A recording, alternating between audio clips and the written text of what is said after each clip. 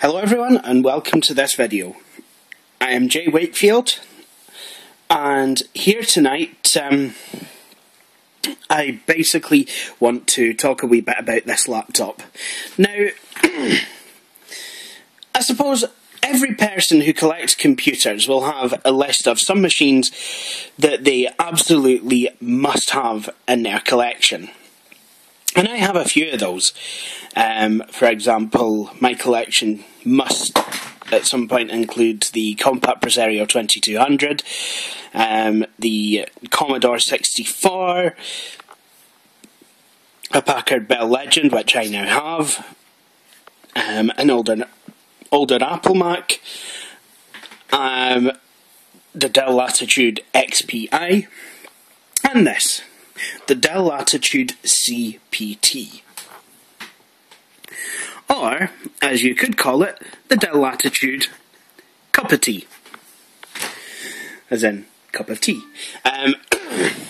Now, people might think I'm crazy. Well, people do think I'm crazy, I know this, but moving on. The Dell Latitude CPt might not be the most desirable laptop to some people, and certainly this example has had a fight at some point and is now bearing the battle scars on its lid, and it is laptop number 47, whatever that means. The Dell Latitude CPX was 117 or something. Now, while this laptop might not be of much value to most people, to me, this machine, well, not this exact machine, but machines like this do bring back a lot of memories. Now, I used to go to school, well, like most people I did used to go to school. However, while at school I had a friend who was called Jonathan, but we called him Spike, because he kind of had spiky hair back in the day. He doesn't now, but he did then. And he had one of these. He had the Dell Latitude CPt that he got for his Christmas one year. I remember him coming into school, and I met him for geography, and you know, we were sat in the classroom, and then he pulled out this. At the time, I was rolling with a MyTac machine, which ran Windows for Workgroups 3.11, probably some sort of 386, and it had a monochrome display. Now, this was in 2002, mind you, so I must have looked absolutely stupid. Whereas Jonathan, by comparison, he looked absolutely super cool with his Dell Latitude CPt. Now, that wasn't to say, well, it was 2003 actually, but yes, he did get this machine for his Christmas, but even then, it wasn't the newest machine on the block. His was a 450 MHz Celeron. Had a 20 gig hard disk, had 128 megs of RAM, but someone had put Windows XP on it, and Office 2000, which was awful nice. And it was a really good machine. At the time I didn't realise how, you know, it was supposed to be an older one, but whatever. So obviously when I started collecting machines, I realised that I did want one of these. So I endeavoured to go and get one. Now, my machine is actually slightly different than Jonathan's was. Mine is a 600 MHz Celeron, and it only has a 10 GB hard disk. And whereas Jonathan's was Windows XP, which I'm pretty sure wasn't a factory install, mine was something entirely different. Mine is, well, actually it's Windows ME, which is... a lot of people are going to say it's the wrong system, but it seems to work absolutely fine on this. Now, for Jonathan, he used this machine, and it basically saw him right through to his final exams. And I've just realised there's another wee battle scar on mine as well. Now, Jonathan's wasn't in the best of nick either. Jonathan's wasn't in the best of nick either, if I'm going to be honest. Sure enough, it came in a good condition.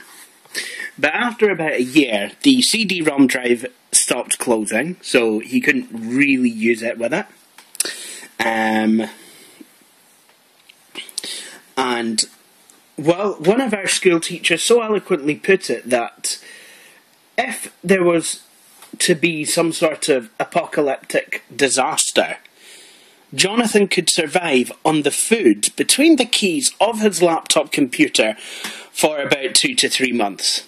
And eventually I upgraded to the Samsung V20, which wasn't, well, it was a brilliant laptop, but it wasn't the best. And Jonathan's laptop ended up being called a dog by me. In fact, towards the end of its life, it was just so mucky scruffy that I thought it would actually one day turn into a mangy dog. Which, of course, a laptop computer could not do. Could not change from being silicon-based to being a carbon-based life form. But we all had a good laugh at it. Anyway, so let's have a look at this one. This one, like I say, isn't in the best of nick, but it does actually work. And I don't think there's not any food stuck between the keys. So, on the front, you do have, the battery and the drive bay. My CD drive is working. And I even have a floppy disk drive. Having quite a few Latitudes, I do like to carry spares for these. On the right hand side, sorry I'm going the wrong way round here, we have the right speaker, we have microphone, headphone, line in, and we have the TV out again. And I've just realised on the CPX that the TV out would be very useful for Bellycore, because he did want to find a better way to play games than using virtual PC. So he could actually plug this or the CPX into a Dazzle box or something like that, connect it to his main PC, and then his PC Gamer Belly channel will be able to, well, he'll be able to do the rest. Now, originally I thought that this machine had an Ethernet port, but when trying to connect it to my network, I realised that the Ethernet cable would not fit in that port. And then I realised that it was in fact an inbuilt 56k modem, not an Ethernet port. And that's what's been behind it. It's quite odd, is that? I don't think Jonathan's actually had an Ethernet port on it, because the blanking plate is, well, to be honest, it is quite familiar to me as that. There's a vent here, and it has a ubiquitous Dell fan on the back, VGA, parallel IEEE 1284, I always like to say the standard, LPT, Dell docking station port, one USB port, sorry if you can't see it that well, USB, PS2 mouse keyboard port, serial, RS232 serial, power jack, and an infrared port which actually has the cover on. On the left you see two PC card slots with both covers missing, the hard disk bay, and the left speaker. So, let's plug this machine in, shall we? And let's have a wee look. It's actually on the back here. On the CPI, it's on the side.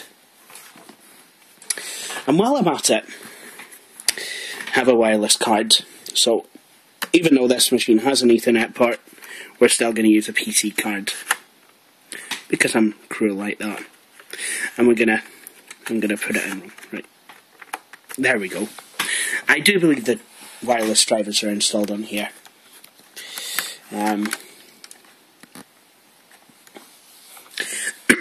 So if you open this up, find that the screen is in generally good condition, apart from a wee marking right in the middle there. that even the camera can pick up. So, we have the wee light on it here. Usual power buttons. We've got like the CPX, this has the nipple. The track point mouse even more appropriately. And a regular mouse. Has a wee sticker. Tells me it's designed for Windows 2000 Professional, NT4 and Windows 98. And this is a Celeron. So I'm guessing this was a cheaper alternative to the CPX back in the day. So let's power it on, shall we?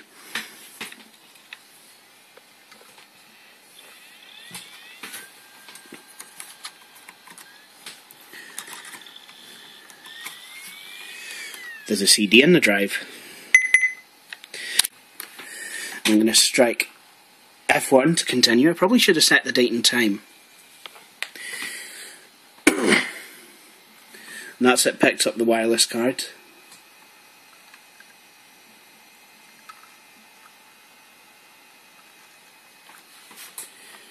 I'm not sure if I've even installed it. I know I just kind of kitted this laptop out with a case and a power adapter, and I threw one of these in. I do have a fair few of them now. Ah, right, okay, now, this is my friend Fiona, and the reason that she's found her way onto the screen is, when I got this machine, she was doing the Miss York pageant, and you could text York 14 to 63333. Unfortunately, she didn't quite win it, which is actually a shame, really. Well, it turns out that I hadn't installed it. Now I've got to restart. But yeah, now the reason she's on the screen of this machine is, well, it's actually quite a funny story. Now, I used to live in student accommodation provided by Unite. Now, unfortunately, when I actually, So there I set the time wrong because that's how the VCR's clock was set. Whoops! When I actually moved out, I forgot to remove my address from the actual PayPal. So when I bought this laptop, I had it sent to this address instead of my current address. And unfortunately I was going through quite a depressive stage at the time, so that basically didn't help matters. And Fiona got worried and started ringing me, which was really quite nice. So this was basically my way of saying thanks to her by having her picture on the machine's desktop. And now, July.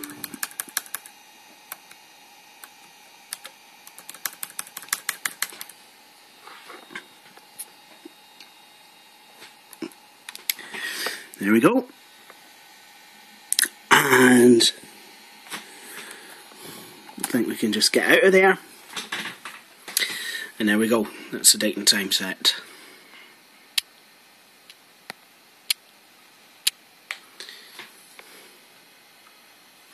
So, because this machine had so many stories surrounding it, it's only now that we're actually starting to get into actually looking at the thing.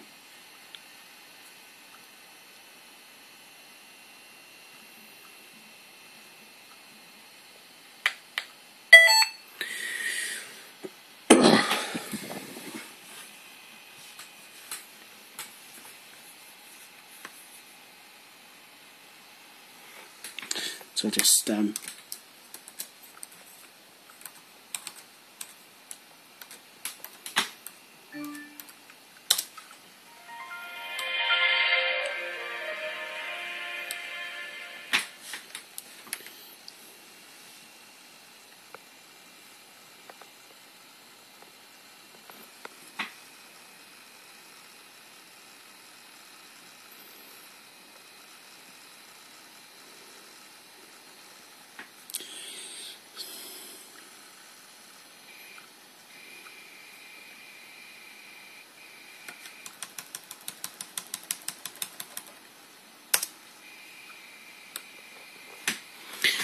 So I thought I would take the desktop background off, just in case just in case Fiona didn't want it there. So, here we have Windows ME. Now, on some systems it seems to work quite well, and this machine is one of them. My Compaq Armada E500 didn't necessarily work so well with it. But I've put my stock Windows install on it. It's got Word 2000, loads quite quick. My 2001 custom build was a 633. So, this is a lot like the CPX. Apart from instead of a Pentium 3, it does have a Celeron. I put a 10 gig hard disk drive in it. Originally it didn't come with a hard disk.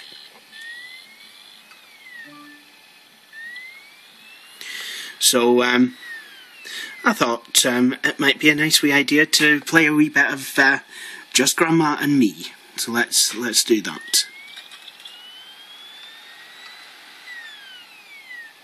This was the first living book I ever played. Current display palette too small. Well, that's an out-and-out lie, isn't it?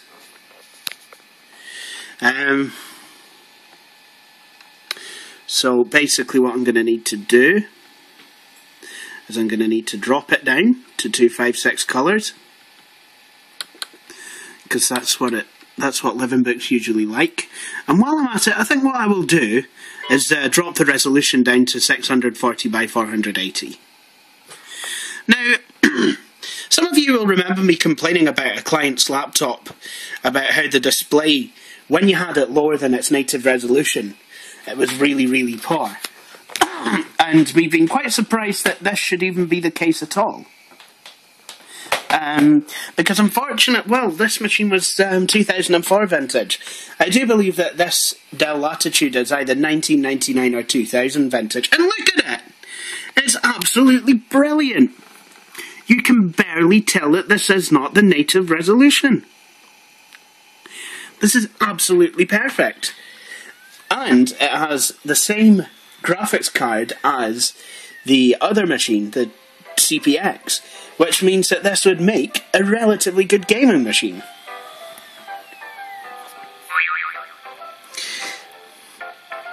I mean, I personally don't think the Celeron's that bad, but I mean, it is up to opinion.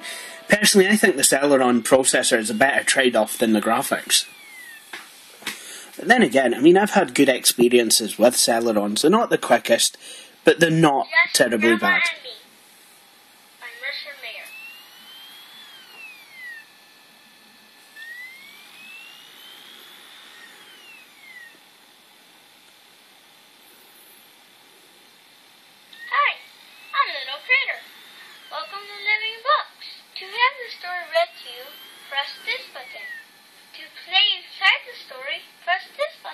Now seriously, who's just going to have the story read to them? So basically what this is, it's, well, like it says, a living book. And, well, just watch for yourself. We went to the beach, just Grandma and me. So it reads it out to you. And then there's animations. So, little critter there going out of the house with his granny. Music playing.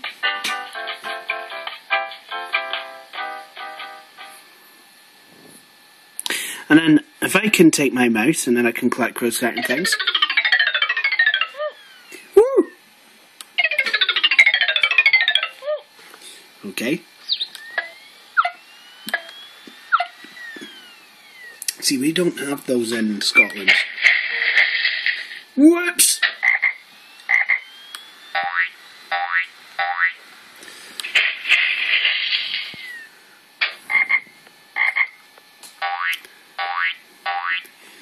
And get a lot of odd things in the mail in the US. Here's...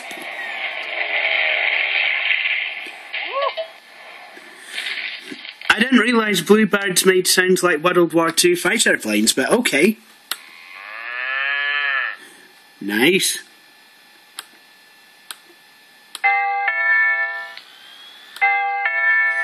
So it's like, you get the general idea.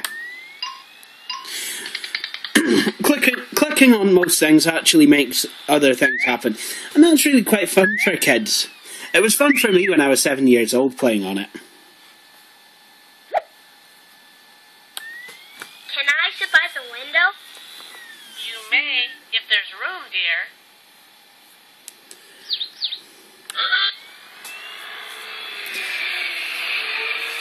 And I love how when you turn the page, the bus comes. Here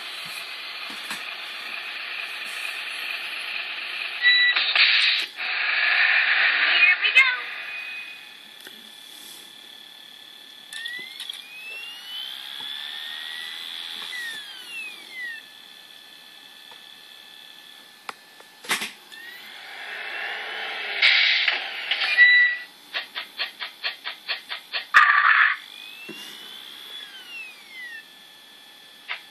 I wanted to set up the beach umbrella, but the wind was too strong.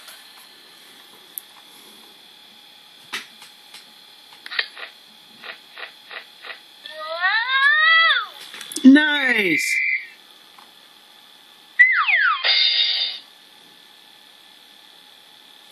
It's windy today. So it's quite a funny game. And now that I've finished playing that, I can just 1280 by 1024. This is a graphics card, ATI Rage Mobility M1 AGP2X. And just go back up to the resolution. And then there we go. I'll just rearrange my desktop icons and sort out the colour.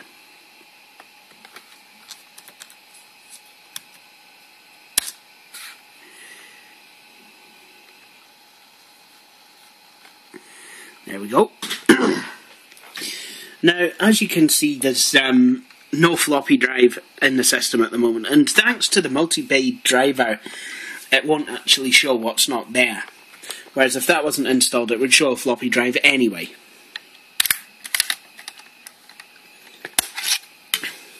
So, those of you who saw my video from last night will remember that I was talking about using Need for Speed, and I bet you're all getting fed up with that. But I found this in the case for this laptop. The original Unreal. Absolutely brilliant game, especially for networking. When Retrofest does go ahead, I've not forgotten about that, this game will be one of the ones on offer. And this CD-ROM drive is pretty good, and I like the eject mechanism. So let's go ahead and install it right now. And then we'll test out this machine's gaming capabilities.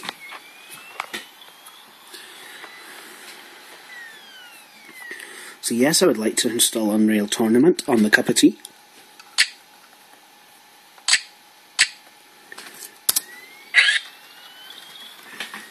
There we go.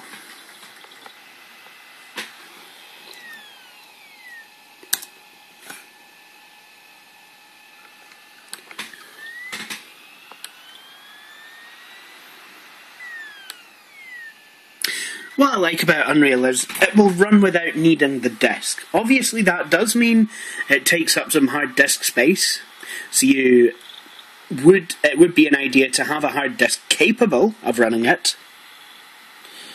But at the end of the day, this should be fine. It's a 10 gig. There's not much on here.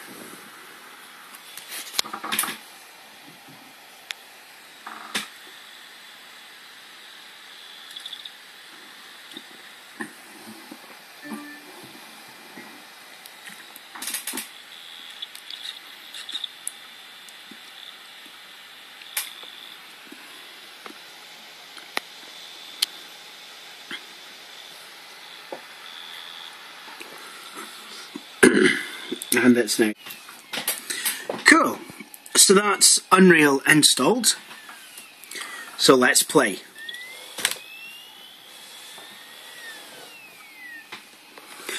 And we're going to give it direct 3D support. Unreal is starting for the first time. If you experience any problems, please load the troubleshooting section of the release notes in the start menu. So I'm guessing this will take a wee bit longer. Now this ran on a Pentium 2 366, a twin head machine that I got for Action on Disability's Retrofest.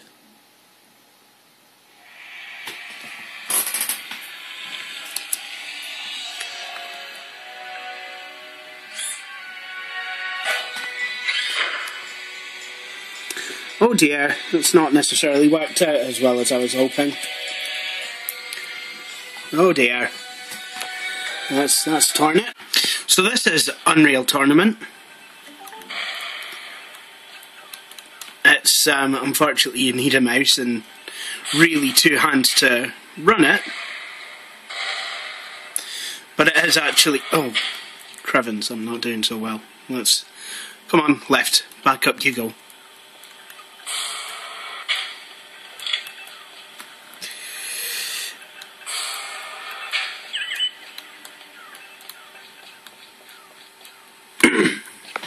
But this game is pretty good, especially if you have it networked.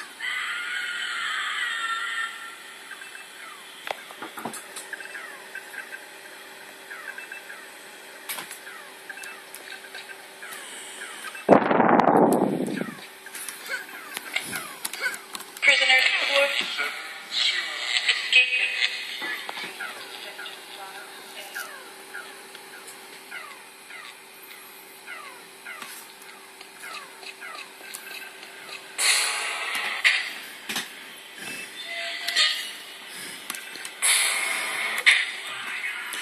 So this screen, just like on the CPX, is an active matrix display, and it's a lot better for playing games than a passive would be.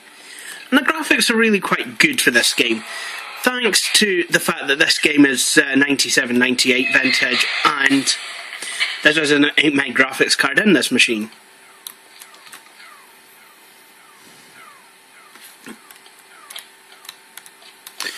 Nonsense. So anyway, I'm going to quit out of this game.